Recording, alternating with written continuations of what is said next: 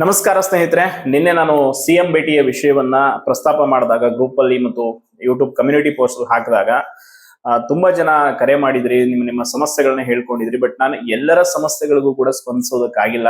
ಕಾರಣ ನೋಡಿ, ಸಿಎಂ ಭೇಟಿಯ ಪ್ರಮುಖ ವಿಚಾರ ಇದ್ದಂಥದ್ದು ನೇಮಕಾತಿಯ ಕುರಿತು. ಯಾಕೆ ಅಂತಂದ್ರೆ, ಈ ಹಿಂದೆ ಧಾರವಾಡದಲ್ಲಿ ರೈತ ಸಂಘ ಏನು ನಮ್ಮ ಗೌರವಾಧ್ಯಕ್ಷರಾದಂತ ಶಶಿಕಾಂತ್ ಗುರೂಜಿ ಅವರು ನೇತೃತ್ವದಲ್ಲಿ ಮತ್ತು ನಮ್ಮ ಚುನ್ನಪ್ಪಣ್ಣ ಪೂಜಾರಿ ಅವರ ನೇತೃತ್ವದಲ್ಲಿ, ನಮ್ಮ ಅನಿಲ್ ಕಾಂಬಳೆ, ವಸಂತ್, ಎಲ್ಲ ಒಂದು ವಿದ್ಯಾರ್ಥಿ ಮುಖಂಡರ ಎಲ್ಲರ ನೇತೃತ್ವದಲ್ಲಿ ಧಾರವಾಡದ ಡಿಸಿ ಕಚೇರಿ ಮುಂಭಾಗ ಒಂದು ಸಾಂಕೇತಿಕ ಹೋರಾಟವನ್ನು ಮಾಡಿದ್ರು. ನೋಡಿ, ಜಸ್ಟ್ ಸಾಂಕೇತಿಕ ಹೋರಾಟಕ್ಕೆ ಅದರ ಪರಿಣಾಮ ಏನು ಅನ್ನೋದು ಇವತ್ತು ಗೊತ್ತಾಗಿದೆ. ಇನ್ ಕೇಸ್ ಏನಾದ್ರು ದೊಡ್ಡ ಮಟ್ಟದಲ್ಲಿ ಹೋರಾಟ ಮಾಡಿದ್ರೆ ಹೆಂಗಿತ್ತು ಪರಿಸ್ಥಿತಿ?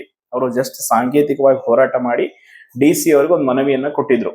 ಏನು ಅಂತಂದ್ರೆ, ನಮಗೆ ಮುಖ್ಯಮಂತ್ರಿಗಳ ಭೇಟಿಗೆ ಅವಕಾಶ ಮಾಡಿಕೊಡಿ, ನಮ್ಮ ವಿದ್ಯಾರ್ಥಿ ಸಮಸ್ಯೆಗಳನ್ನ ರೈತ ಮುಖಂಡರ ನೇತೃತ್ವದಲ್ಲಿ ಸಿಎಂ ಅವರಿಗೆ ಚರ್ಚೆ ಮಾಡ್ತೀವಿ ಅವರೊಟ್ಟಿಗೆ ಅಂತೇಳಿ ಇವತ್ತು ಅದಕ್ಕೆ ಅವಕಾಶ ಸಿಕ್ಕಿತ್ತು. ಮೊದಲನೇದಾಗಿ ಬೆಳಿಗ್ಗೆ ನಾವು ಸಿಎಂ ಅವರ ಅಧಿಕೃತ ನಿವಾಸಕ್ಕೆ ಹೋದ್ವಿ, ಕಾವೇರಿ ನಿವಾಸಕ್ಕೆ. ಬಟ್ ಅಲ್ಲಿ ಸರಿಯಾದ ರೀತಿಯಲ್ಲಿ ಸ್ಪಂದನೆ ಸಿಗಲಿಲ್ಲ.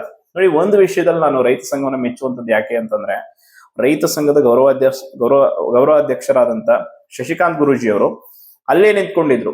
ಸಿಎಂ ಅವರು ಬೇರೆ ಬೇರೆ ವಿಚಾರಗಳು ಬ್ಯುಸಿ ಆಗಿದ್ರು. ಬಟ್ ಅವ್ರು ಒಂದು ವಿಷಯ ಹೇಳಿದ್ರು, ಸಿಎಂ ಅವರೇ ಬರ್ರಿ, ಬಂದು ನಮ್ಮ ವಿಷಯವನ್ನು ಕೇಳಿ. ಯಾಕಂದ್ರೆ ನಾವು ಮನವಿ ಕೊಡಕ್ ಬಂದಿರೋದು, ನಾವು ಅವ್ರನ್ನ ಭೇಟಿಯಾಗಿ ಬಂದಿಲ್ಲ, ಅಂದ್ರೆ ನಮ್ಮನ್ನ ಅವರು ಇನ್ವೈಟ್ ಮಾಡಿರೋದು. ಹಂಗಾಗಿ ಅವ್ರು ಬಂದು ಕೇಳಿ ಅನ್ನೋ ರೀತಿ ಅಲ್ಲೇ ನಿಂತರು. ಕೊಡೆಗೆ ಅದೇ ಜಾಗಕ್ಕೆ ಸಿಎಂ ಅವರು ಬಂದು ಮನವಿಯನ್ನ ಸ್ವೀಕರಿಸಿ ಹೆಚ್ಚು ಹೊತ್ತು ಮಾತಾಡೋಕೆ ಆಗ್ಲಿಲ್ಲ.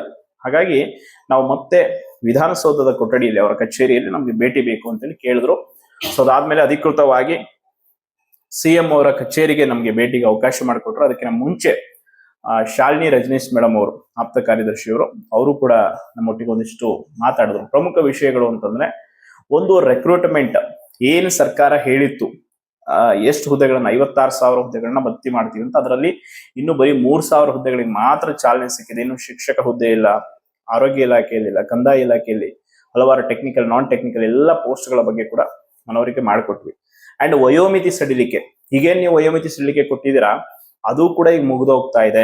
ಸೊ ನೀವು ನೇಮಕಾತಿ ಮಾಡಿಲ್ಲ ಅಂತಂದ್ರೆ ಅಂತೆಲ್ಲ ಹೇಳಿದ್ವಿ. ಆಮೇಲೆ ಪ್ರಮುಖವಾಗಿ KPSCಯ ಒಂದು ಹಗರಣ, ಈ KS, PDO, ಈ ಹಿಂದಿನ ಕೆಲವು ನೇಮಕಾತಿಗಳು ಅಂಡ್ ಒಟ್ಟಾರೆ KPSCಯನ್ನ ಸುಧಾರಣೆ ಮಾಡುವ ನಿಟ್ಟಿನಲ್ಲಿ ಕೆಲವೊಂದಿಷ್ಟು ಬದಲಾವಣೆಗಳು, 5th ಆಪ್ಷನ್ ಆಗಿರ್ಬೋದು, OMR ಅನ್ನ ವೆಬ್ಸೈಟ್ ಅಲ್ಲಿ ಅಪ್ಲೋಡ್ ಮಾಡಿ, ಈ ರೀತಿ ಕೆಲವೊಂದು ಬದಲಾವಣೆ ವಿಷಯಗಳ ಬಗ್ಗೆ ಅವ್ರ ಗಮನಕ್ಕೆ ತಂದ್ವಿ. ಒಟ್ಟಾರೆ ಈ ಎಲ್ಲ ವಿಷಯಗಳ ನಡುವೆ ವಿದ್ಯಾರ್ಥಿ ಸಮಸ್ಯೆಗಳ ಚರ್ಚೆ ಏನಾಯ್ತಲ್ಲ, ಸೊ ಅದು ತುಂಬಾ ಮಹತ್ತರವಾದಂಥದ್ದು. ಅದಾದ್ಮೇಲೆ ಮುಖ್ಯಮಂತ್ರಿಗಳು ಬಂದ್ರು, ಅಲ್ಲೂ ಕೂಡ ಭೇಟಿಗೆ ಅವಕಾಶ ಸಿಕ್ತು. ಅಂದ್ರೆ ಅವ್ರ ಕಚೇರಿ ಒಳಗಡೆ ಅಲ್ಲೂ ಕೂಡ ಮುಖ್ಯಮಂತ್ರಿಗಳಿಗೆ ನಮ್ಮ DC, ಧಾರವಾಡದ DC ಮೇಡಮ್ ಆಗಿರ್ಬೋದು, ಮತ್ತೆ ನಮ್ಮ ಹುಬ್ಳಿ ಧಾರವಾಡ ಕಮಿಷನರ್ ಶಶಿಕುಮಾರ್ ಸರ್ ಅವರ ನೇತೃತ್ವದಲ್ಲಿ, ನಮ್ಮ ಶಶಿಕಾಂತ್ ಗುರುಜಿ, ಲಕ್ಷ್ಮೀಕಾಂತ್ ಸರ್, ನಮ್ಮ ವಸಂತಣ್ಣ, ಅನಿಲ್ ಕಾಂಬಳೆ, ಎಲ್ಲ ಒಂದು ವಿದ್ಯಾರ್ಥಿ ಮುಖಂಡರ ಎಲ್ಲರ ನೇತೃತ್ವದಲ್ಲಿ ಚರ್ಚೆ ನಡೀತು. ಆ ಚರ್ಚೆಯಲ್ಲಿ ಶಿಕ್ಷಕರ ನೇಮಕಾತಿ ಕುರಿತು ನಮ್ಮ ಲಕ್ಷ್ಮೀಕಾಂತ್ ಸರ್ ಮತ್ತೆ ಸುನಿಲ್ ಗೋಲಾ ಅವರು, ದೈಹಿಕ ಶಿಕ್ಷಕರ ನೇಮಕಾತಿ ಕುರಿತು ಎಲ್ಲ ಚರ್ಚೆಯನ್ನ ಮಾಡಿದ್ರು. ಎಲ್ಲವೂ ಕೂಡ ಆಯ್ತು. ಒಟ್ಟಾರೆ ನೋಡಿ, PSI ರೆಕ್ರೂಟ್ಮೆಂಟ್, ESI ಏನೇನ್ ಪೆಂಡಿಂಗ್ ಇದೆ ಅದೆಲ್ಲವನ್ನ ಕೂಡ ಆ ಮನವಿಯಲ್ಲಿ ಸೇರಿಸಿಕೊಳ್ಳಲಾಗಿದೆ. ಬಟ್ ಪ್ರಮುಖ ಬೇಡಿಕೆ ಇದ್ದಂಥದ್ದು ನಮಗೆ KPSC ಅಕ್ರಮಗಳ ವಿಚಾರ ಮತ್ತು ಕೂಡಲೇ ಎಲ್ಲ ಒಂದು ಇಲಾಖೆ ಬಾಕಿ ಇರುವ ನೇಮಕಾತಿಗಳನ್ನು ಮಾಡಬೇಕು ಅಂತ. ಸೊ ಅದಕ್ಕೆ ಸಿಎಂ ಅವ್ರು ಏನ್ ಹೇಳಿದ್ರು ಅಂತಂದ್ರೆ, ನೋಡಿ, ಈಗಷ್ಟೇ ನಾನು ಅಧಿಕಾರ ವಹಿಸ್ಕೊಂಡಿದ್ದೀನಿ, ನಾನು ಅಧಿಕಾರ ವಹಿಸ್ಕೊಂಡ ಕೂಡಲೇ ಪೊಲೀಸ್ ಕಾನ್ಸ್ಟೇಬಲ್ ನೇಮಕಾತಿಯನ್ನ ಮಾಡಿದ್ದೀನಿ.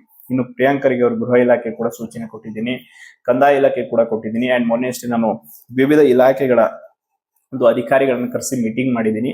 ಕೂಡಲೇ ಯಾವ್ಯಾವ ಇಲಾಖೆಯಲ್ಲಿ ಎಷ್ಟೆಷ್ಟು ಹುದ್ದೆಗಳು ಖಾಲಿ ಇದೆ ಅನ್ನೋಂಥದ್ದು ಮಾಹಿತಿ ನಿಮ್ಮ ಹತ್ರ ಆಲ್ರೆಡಿ ಇದೆ.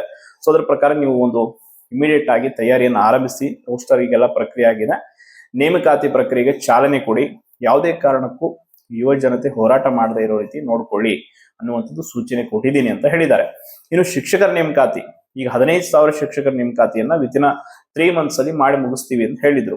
ಸೊ ಅದನ್ನು ಕೂಡ ಸಿಎಂ ಅವರು ಹೇಳಿದ್ರು.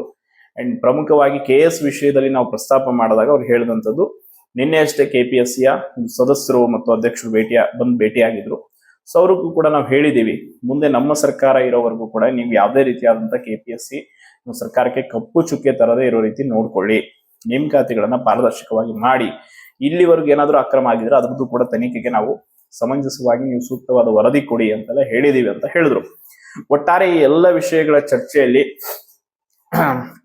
ಪ್ರಮುಖವಾಗಿ ನಮ್ಮ ವಿದ್ಯಾರ್ಥಿ ಒಂದು ಮುಖಂಡರ ನೇತೃತ್ವವನ್ನು ವಹಿಸಿಕೊಂಡಂತವರು ನಮ್ಮ ರೈತ ಸಂಘದವರು ನಿಜಕ್ಕೂ ಒಂದು ಒಂದು ಒಂದು ಅದ್ಭುತವಾದ ಕೆಲಸವನ್ನು ಮಾಡಿದ್ದಾರೆ.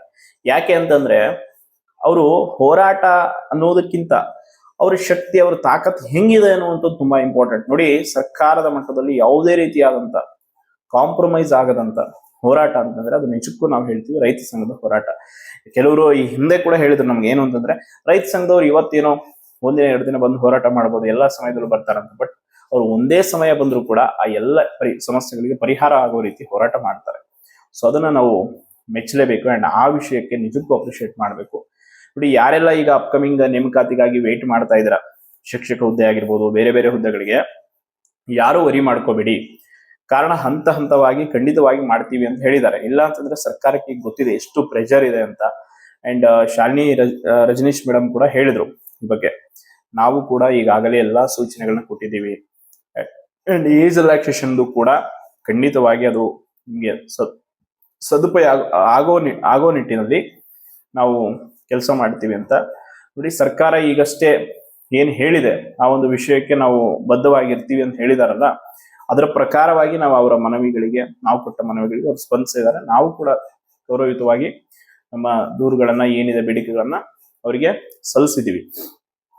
ಇದನ್ನ ಹೊರತುಪಡಿಸಿ ಕೂಡ ಸರ್ಕಾರ ಏನಾದ್ರು ಮತ್ತೆ ನೇಮಕಾತಿಗಳನ್ನ ಮಾಡದೆ ಬೇರೆ ಬೇರೆ ನೆಪಗಳನ್ನ ಹೇಳಿದ್ರೆ ಖಂಡಿತವಾಗಿ ಏನ್ ಮಾಡ್ತೀವಿ ಅನ್ನೋದನ್ನ ಸೂಚನೆಯನ್ನು ಕೂಡ ಅಲ್ಲಿ ರೈತ ಸಂಘದವ್ರು ಕೊಟ್ಟು ಬಂದಿದ್ದಾರೆ. ಯಾಕೆ ಅಂತಂದ್ರೆ ಗೃಹ ಕ್ರಮ ಅಂದ್ರೆ ಸಿಎಂ ಅವರ ಒಂದು ಕಾವೇರಿ ನಿವಾಸದಲ್ಲಿ ಏನಾಯ್ತು, ಅಧಿಕೃತ ನಿವಾಸದಲ್ಲಿ ಭೇಟಿಗೆ ಸರಿಯಾದ ರೀತಿ ಸ್ಪಂದನೆ ಸಿಗ್ತಾ ಇದ್ದಾಗ ರೈತ ಸಂಘದವರು ಒಂದೇ ಮಾತು ಹೇಳಿದ್ದು, ನಾವು ನಾಳೆ ಜುಬ್ಲಿ ಸರ್ಕಲ್ ಬಂದ್ ಮಾಡ್ತೀವಿ, ಧಾರವಾಡಕ್ಕೆ ಹೋಗಿ ಅಲ್ಲಿ ಬಂದು ಸಿಎಂ ಅವರು ನಮ್ಗೆ ಭೇಟಿ ಹಾಕಿ ಹೇಳಿದ್ರು. ಆ ಒಂದು ಮಾತಿಗೆ ನೇರವಾಗಿ ಸಿಎಂ ಕಚೇರಿ ಕರ್ಕೊಂಡು ಹೋಗಿ ಭೇಟಿ ಮಾಡಿಸ್ತಾರೆ. ಸೊ ಅದಕ್ಕೆ ರೈತ ಸಂಘದ ಬಗ್ಗೆ ಸರ್ಕಾರಕ್ಕೆ ಎಷ್ಟು ಭಯ ಇದೆ ಅನ್ನುವಂಥದ್ದಕ್ಕೆ ಇದೊಂದು ನಿದರ್ಶನ. ಭಯ ಅನ್ನೋದಕ್ಕಿಂತ ಅವರ ಹೋರಾಟಗಳ ದಾಟಿ ಹಂಗಿರುತ್ತೆ. ಈ ಹಿಂದಿನ ಗುರುಳಾಪುರ ಹೋರಾಟ ಆಗಿರ್ಬೋದು, ಎಲ್ಲವೂ ಕೂಡ.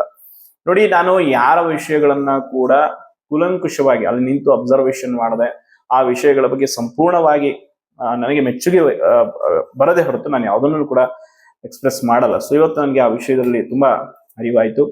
ಅಂಡ್ ನೋಡಿ, ನಾವು ಅಂದುಕೊಂಡಿರೋ ರೀತಿ ನಾವೇನೋ ಅನ್ಕೊಂಡ್ಬಿಟ್ಟಿರ್ತೀವಿ ಇಲ್ಲಿ ಕುತ್ಕೊಂಡು, ಎಲ್ಲೋ ಅಧಿಕಾರಿಗಳಿಗೆ ಹೋಗಿ ಏನೋ ಮನವಿ ಕೊಟ್ರೆ ಕೆಲಸ, ಹಂಗಿರಲ್ಲ.